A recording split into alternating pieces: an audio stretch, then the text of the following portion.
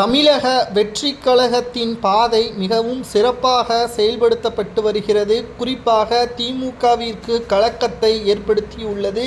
200 தொகுதிகளை டார்கெட் செய்து வைத்திருந்த திமுக தமிழக வெற்றிக் கழகத்தின் வளர்ச்சியின் காரணமாக மாவட்ட செயலாளர்களுக்கு அழுத்தத்தை கொடுத்து வருகிறார் ஸ்டாலின் மற்றும் உதயநிதி ஸ்டாலின் அவர்கள்.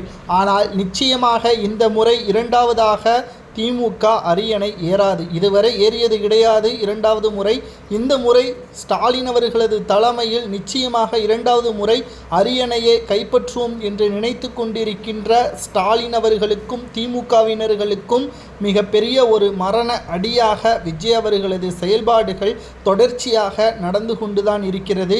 பனையூரிலே இருக்கிறார் விஜய், அரசியல் தெரியவில்லை, வீட்டு அரசியலை செய்து வருகிறார் என்று திமுகவினர்களால் பேசப்பட்ட நிலையில் தற்பொழுது களத்திற்கு வந்து மக்களிடம் நேரடியாக பேசக்கூடிய விஜய் அவர்களை பார்த்து விஜய் அவர்களுக்கு அரசியல் தெரியவில்லை என்று மீண்டும் பயத்துடன் பேசுகின்ற வீடியோக்களையும் நேற்று வந்தவர்கள் முதல்வராக ஆசைப்படுகிறார்கள் என்று ஸ்டாலினை கூறும் வகையில் அமைந்திருக்கிறது என்றால் விஜய் அவர்களது வளர்ச்சி தான் இதற்கு காரணம். ஏனென்றால் தமிழகத்தில் தினம்தோறும் கட்சிகள் உருவாக்கப்பட்டும் அளிக்கப்பட்டும் வருகிறது.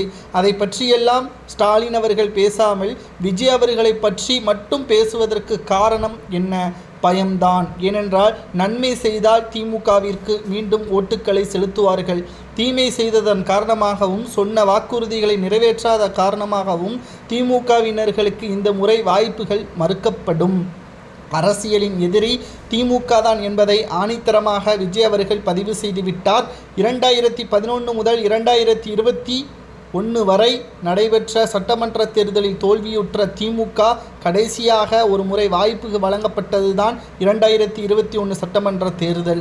அதிலும் மக்களுக்கு துரோகத்தை செய்து 4 ஆண்டுகால ஆட்சியின் முடிவில் சொன்ன 505 வாக்குறுதிகளில் வெறும் 20% தான் நிறைவேற்றப்பட்டிருக்கிறது என்பதை நம் ஆதாரத்துடன் நிரூபிக்க முடியும். இதைத்தான் விஜய் அவர்கள் கூறுகிறார், நாம் ஆட்சிக்கு வந்த பிறகு ஊழல் செய்தவர்களுக்குத்தான் முதல் தண்டனை. நிச்சயமாக விஜய் அவர்களது வாக்குறுதி மக்கள் மத்தியில் ஆழமாக பதியும் என்பதில் துளி அளவு கூட சந்தேகம் கிடையாது. இதை பற்றி உங்களது கருத்துக்களை கூறுங்கள். விஜய் அவர்களது வெற்றி வாய்ப்பு உறுதி செய்யப்பட்டது என்ற கருத்து கணிப்பு சரியானதா? உங்களது ஆதரவு யாருக்கு என்பதை கூறுங்கள்.